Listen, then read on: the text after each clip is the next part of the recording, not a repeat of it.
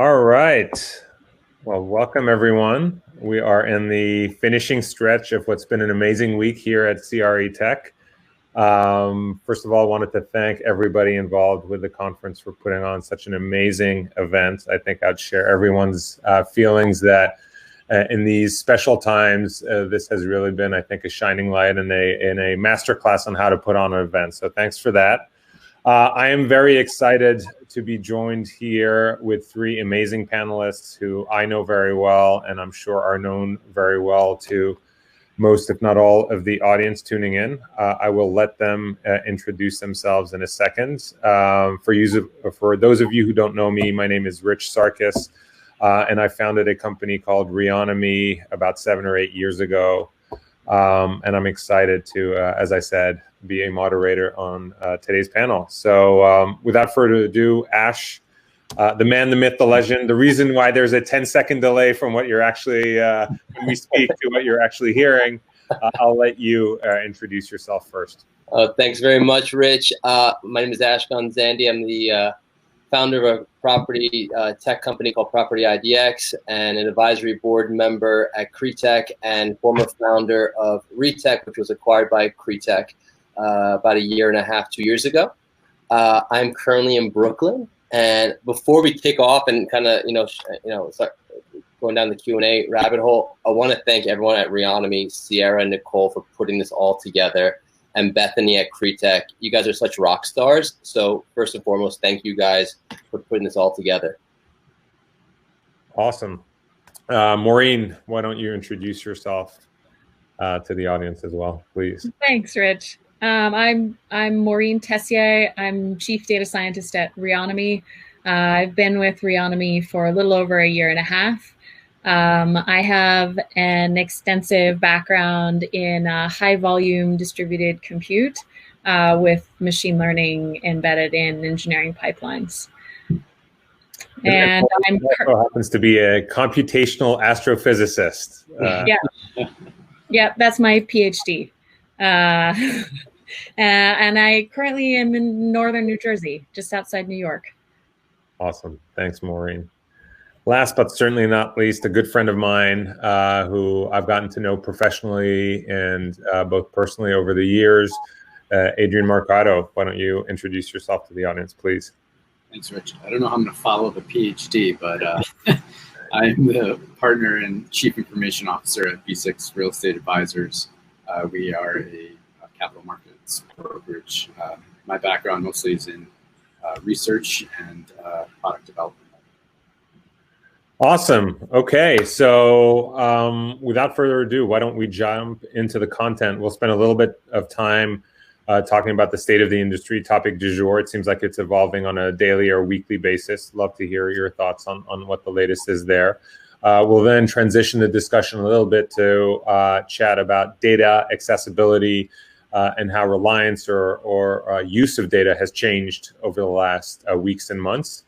And last but not least, love to get some thoughts from this cutting edge panel around any emerging technologies or novel uses of data that they've seen firsthand or are hearing about. And of course, as the Q&A starts rolling in, we'll be sure to pepper questions throughout. So why don't we kick it off with, as I said, the topic du jour, which is COVID.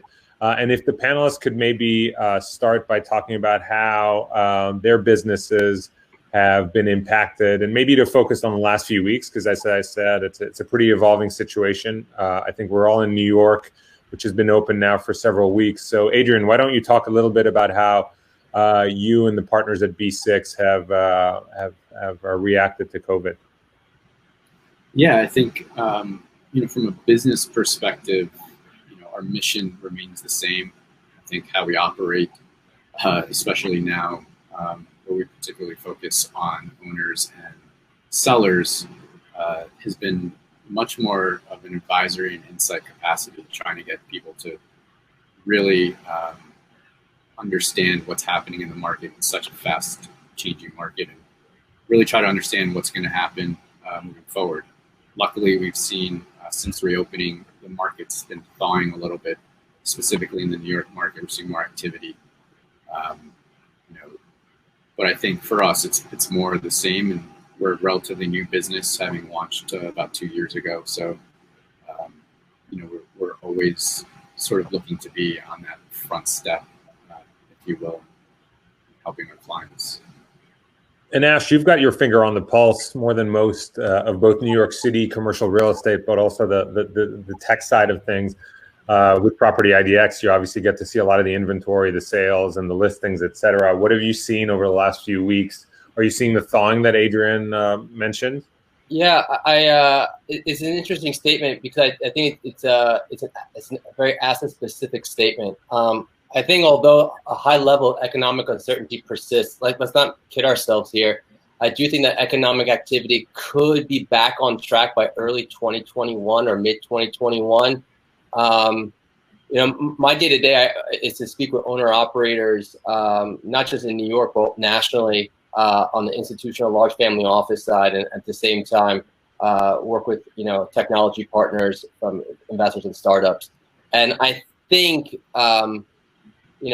we've had moments like this. However, let's not kid ourselves. I think globally speaking, the industry is literally in the gutter.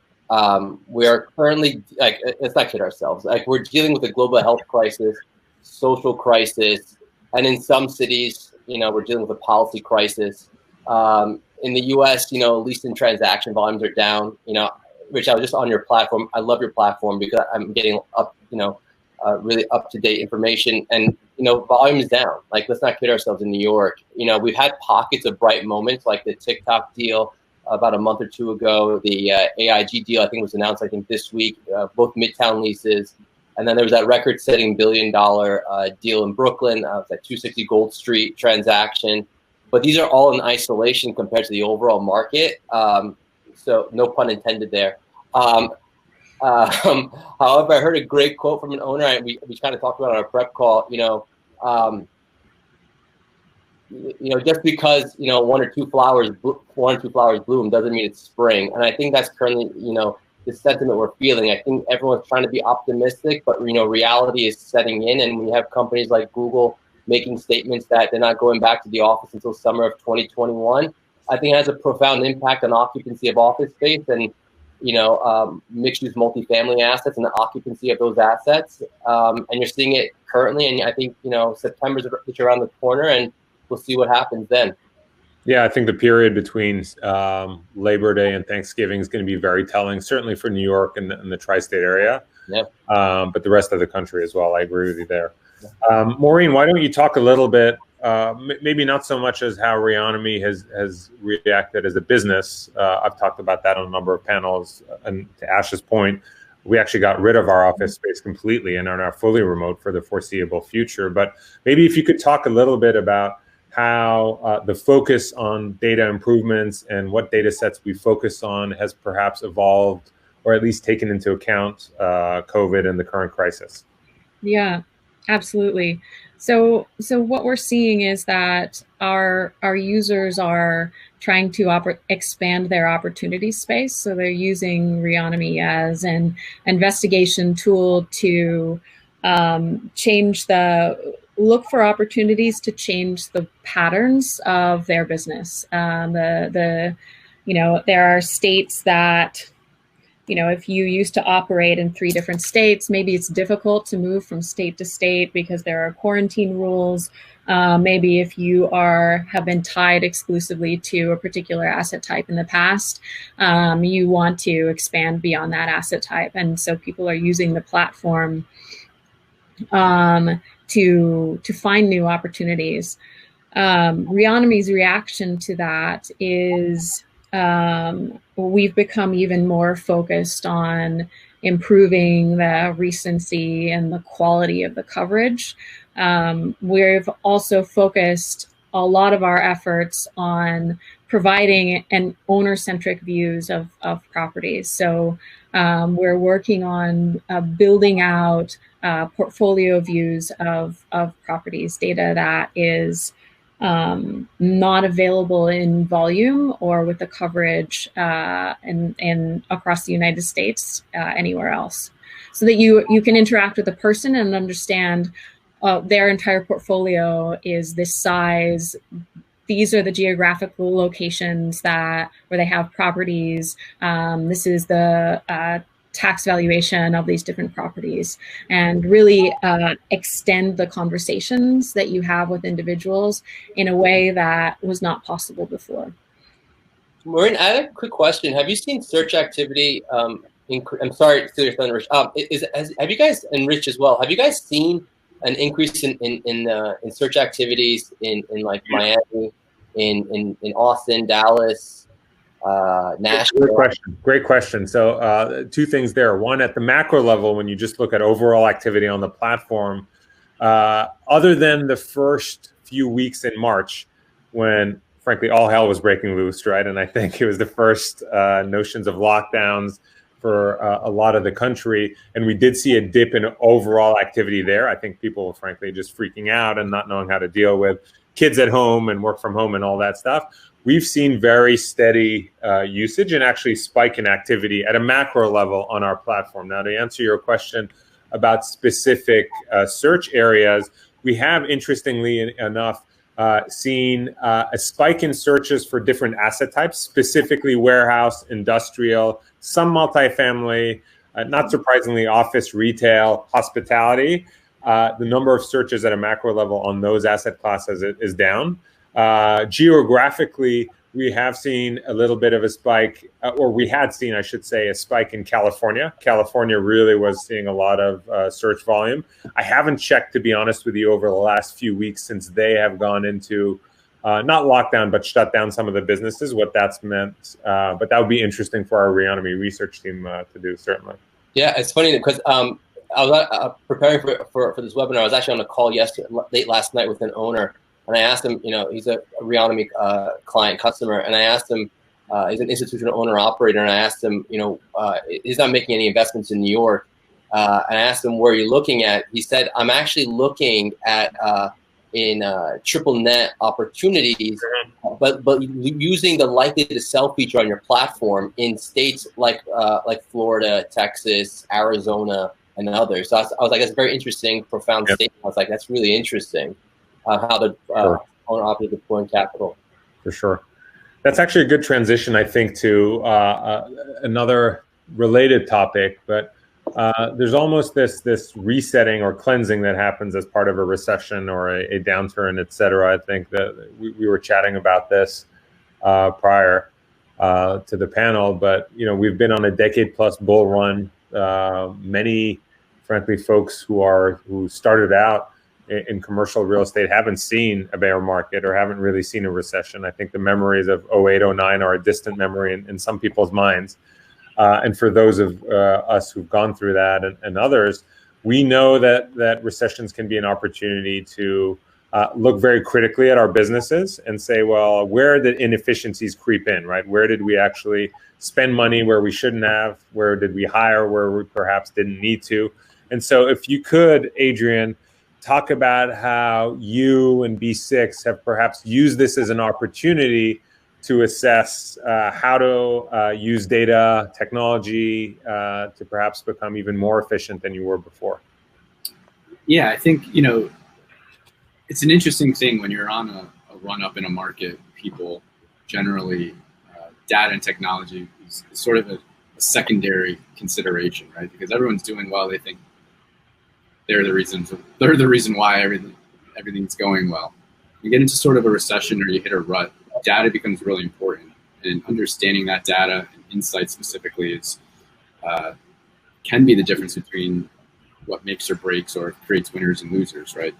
At B6 for us, our big thing is trying to provide market insights not only, but also insights into sort of what Maureen was talking about, right? Into owner profiling, into really understanding what our clients are doing on our platforms to try and pair the right buyer to our listing or find the right capital opportunity for one of our owners who are going through a portfolio reposition.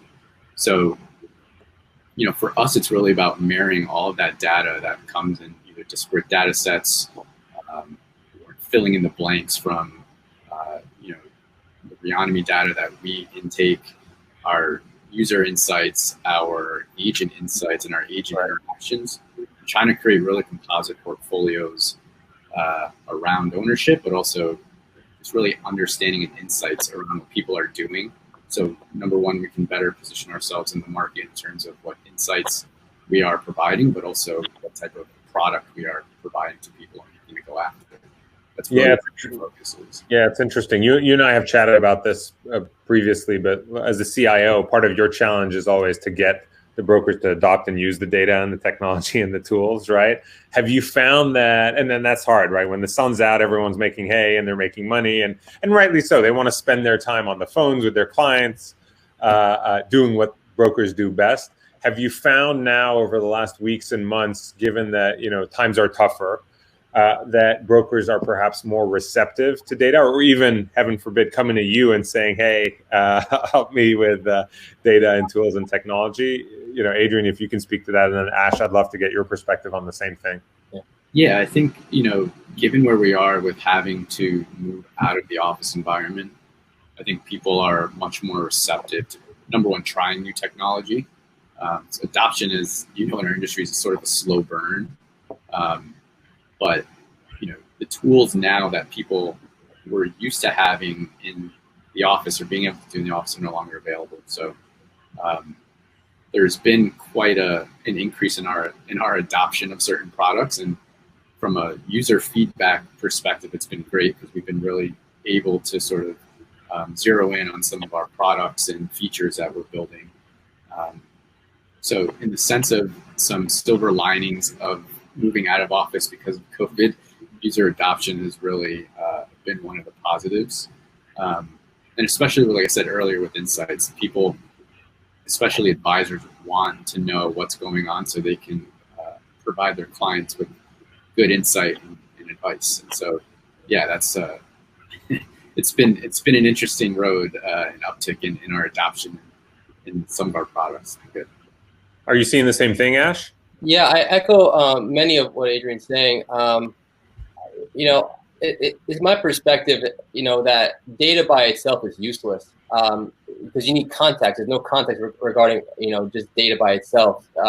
I think that the job of data is to turn data into information to knowledge, and knowledge to actionable knowledge.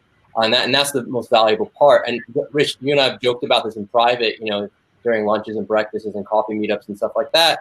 But I think the beauty of platforms like yours is really the weaponization of real estate data, right? Like, for example, the likely to sell feature is one example of that, and we've talked about that. And in addition to that, the addition of like anyone not using, I'm going to be very clear cut about this. Anyone not using Reonomy for data at this point is really missing out on really future proofing their businesses. Every owner I've ever spoken to is using your platform. So, Rich, you've really created a fantastic product with your platform.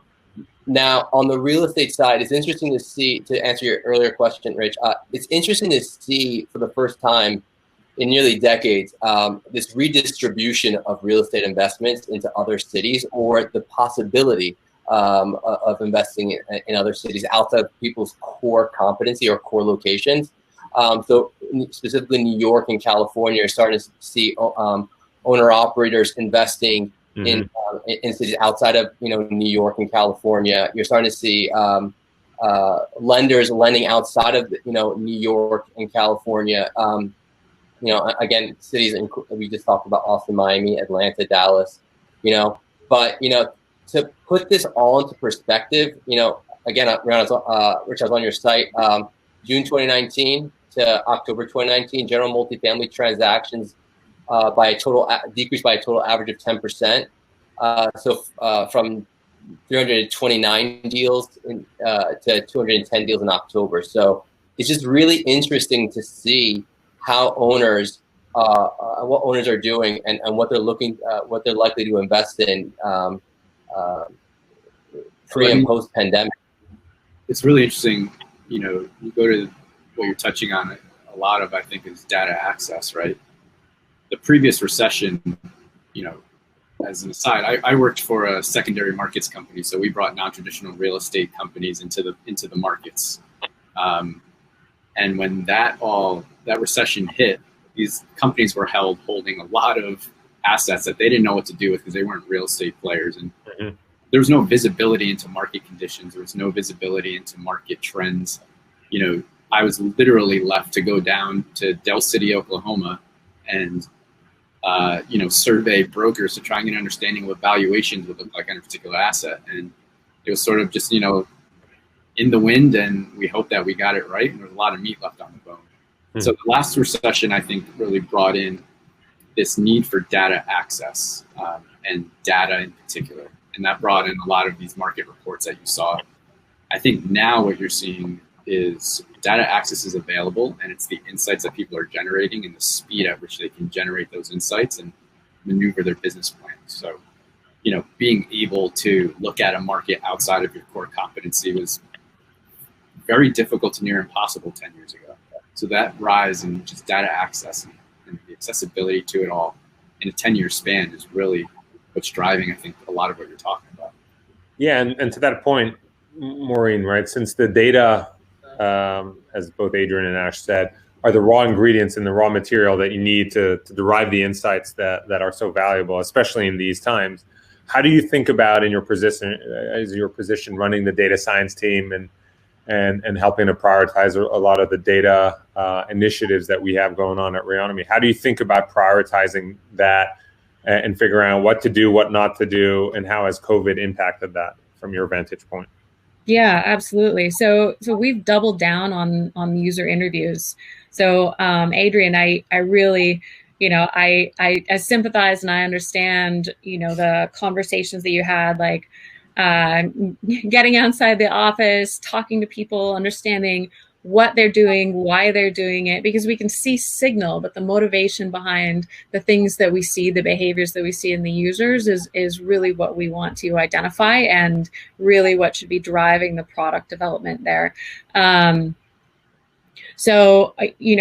All of our departments are conducting user interviews. So product conducts user interviews, our business development team conducts user interviews, our design team conducts user interviews to make sure that we're surfacing the information in a way that it's usable and it's easy to understand and interpret for someone that has worked in the CRE space.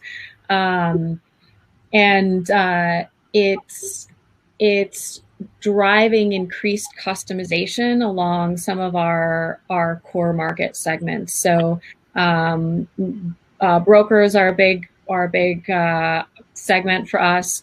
There's a lot of prospecting work. There's a lot of really identifying opportunities, and our ability to surface the identification of opportunities is extremely important right now. And so understanding how people do that and exactly what they're looking for is what is driving the prioritization that we have on the technical side and what our data scientists are focused on. How do you, sorry, Rich. No, go ahead. How do you weigh sort of short-term reaction or impulse from users with long-term planning? I think that's something that a lot of people are struggling with, right?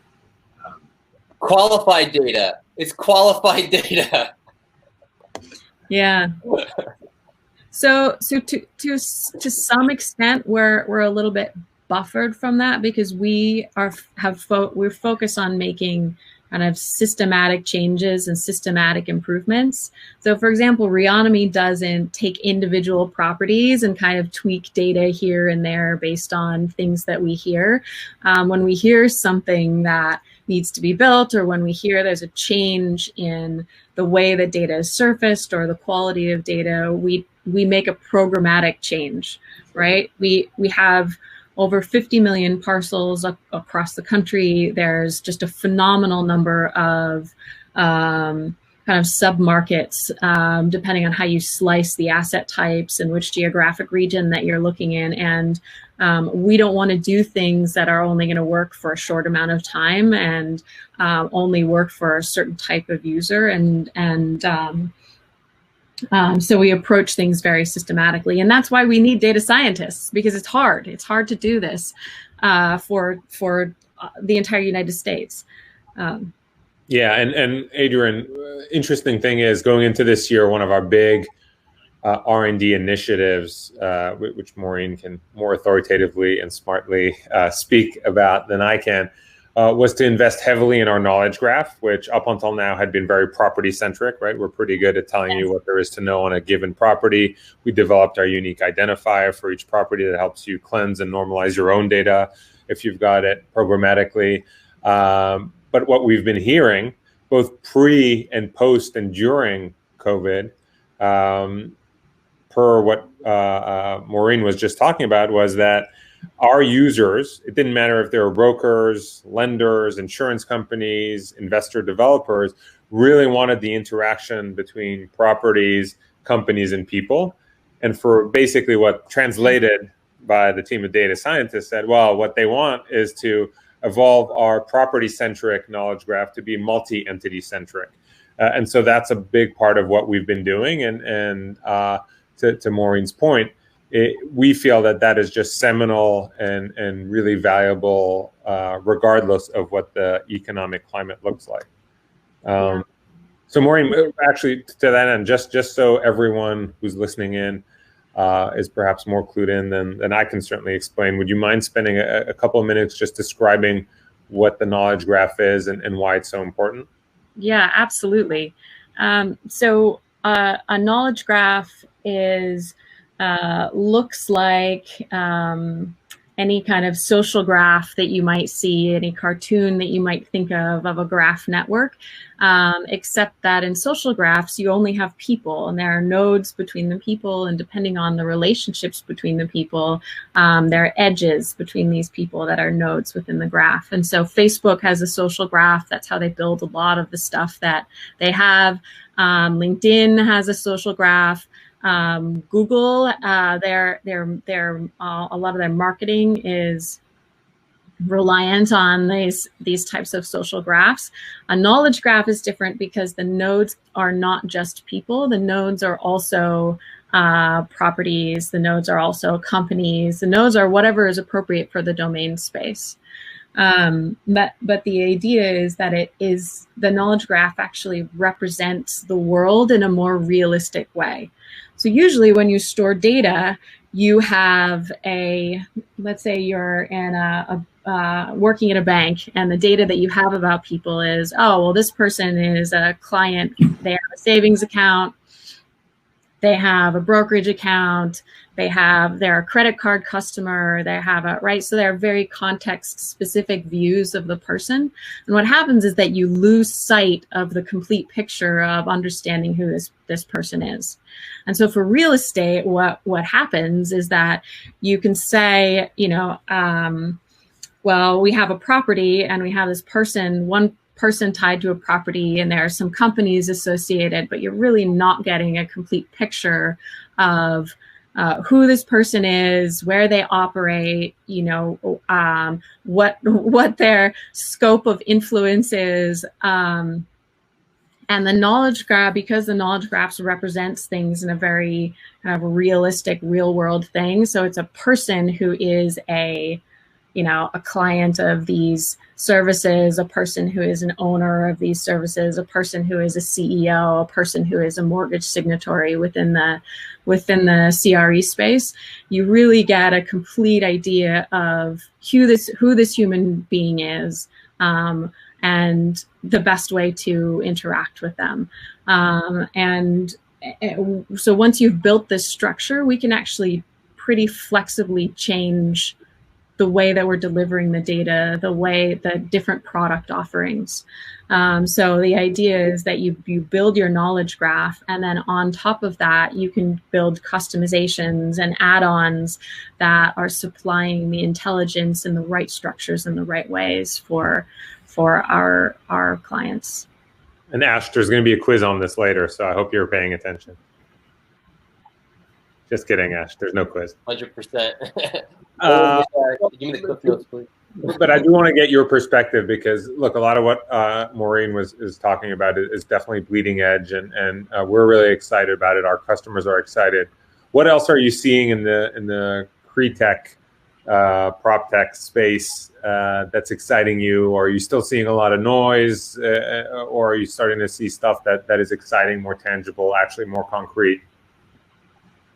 Yeah, that's a great question. I've spent a a better part of like 10, 12 years, indexing and analyzing nearly like 8,000, 9,000 private market real estate technology companies and their financial sponsors. What I can tell you is that on a macro level, the global real estate within the global real estate tech world, real estate data and analytics is a $6 to $7 billion market cap.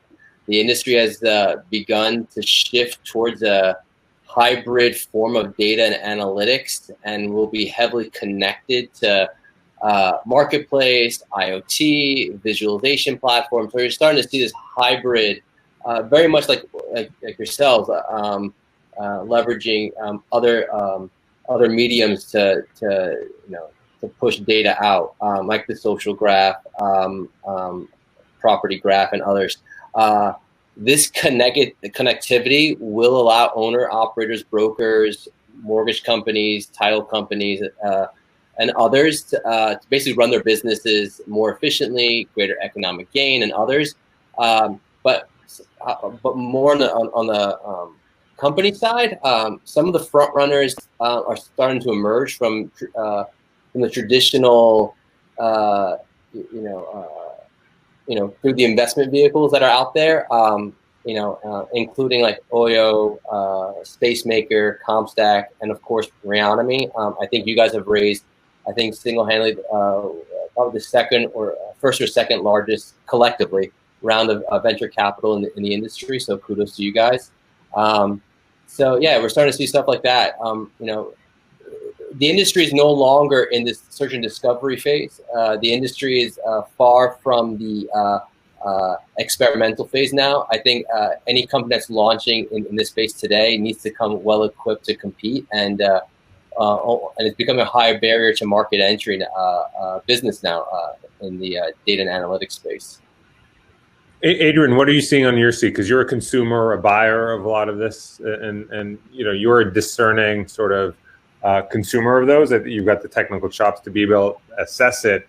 Do you feel like you're more able to cut through the noise? And maybe for the folks watching and listening, what would you recommend their strategy is, sort of post and during COVID, to make sure that yes, they've got the mindset where they want to adopt.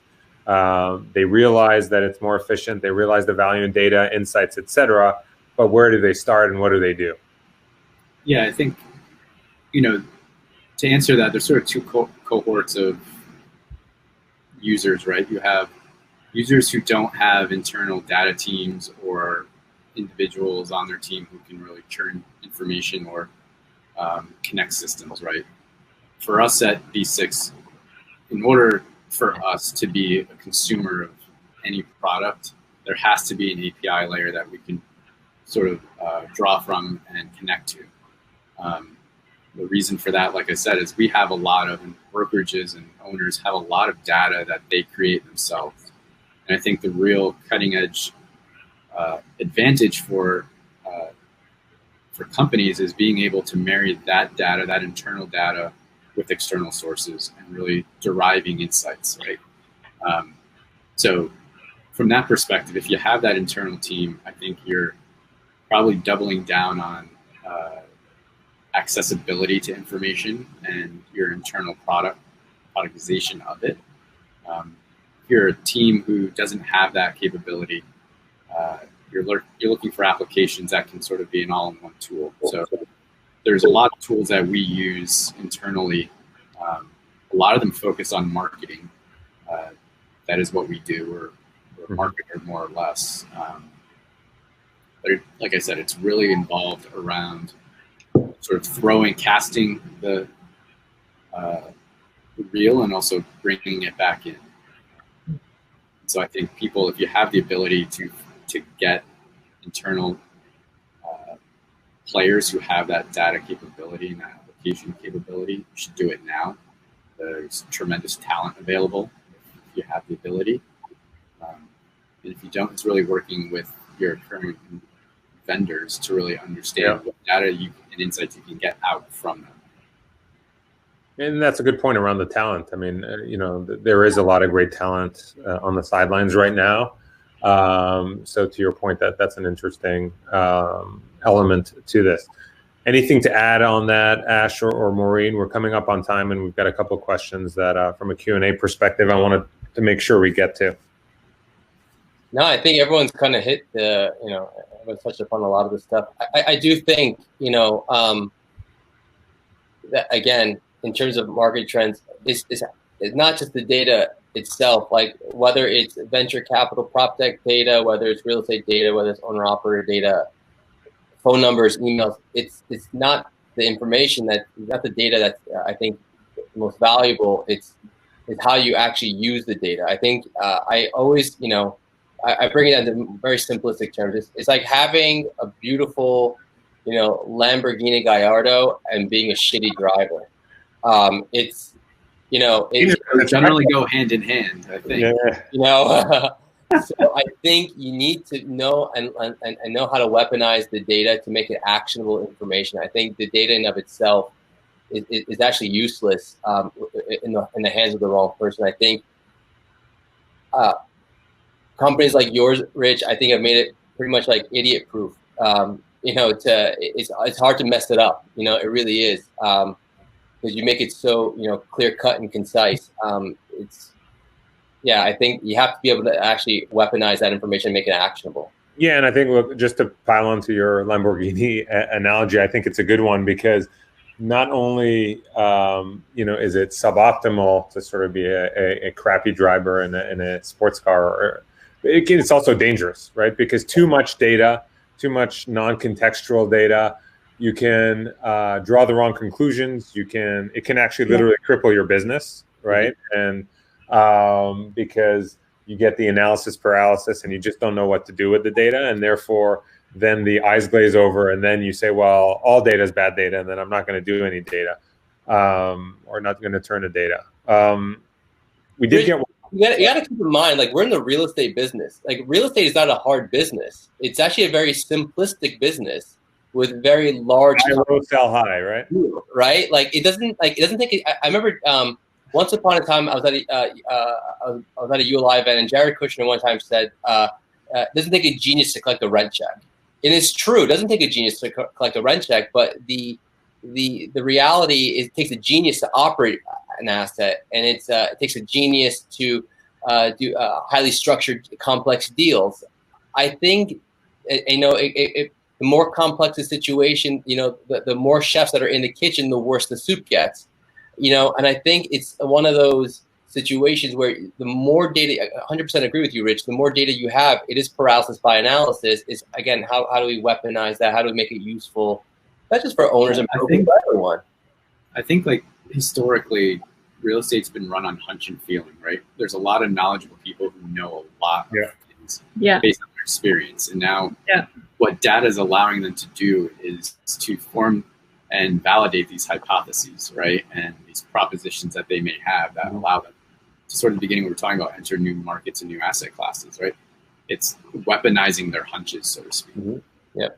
Awesome. Maybe last question for you, Maureen, and I'm sort of paraphrasing one in the Q&A, and it builds nicely on what Adrian was saying.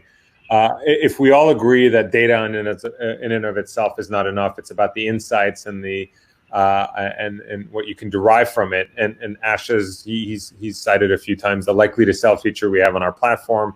One of the accusations that's been leveled against machine learning and AI is this sort of black box phenomenon where it'll just say, well, this property is likely to sell, but can't really explain it to you in a way that a human would understand. How do you think about that as you're building features and new functionality within Reonomy? Yeah, it's absolutely dangerous and scary to build systems that are trying to replace humans.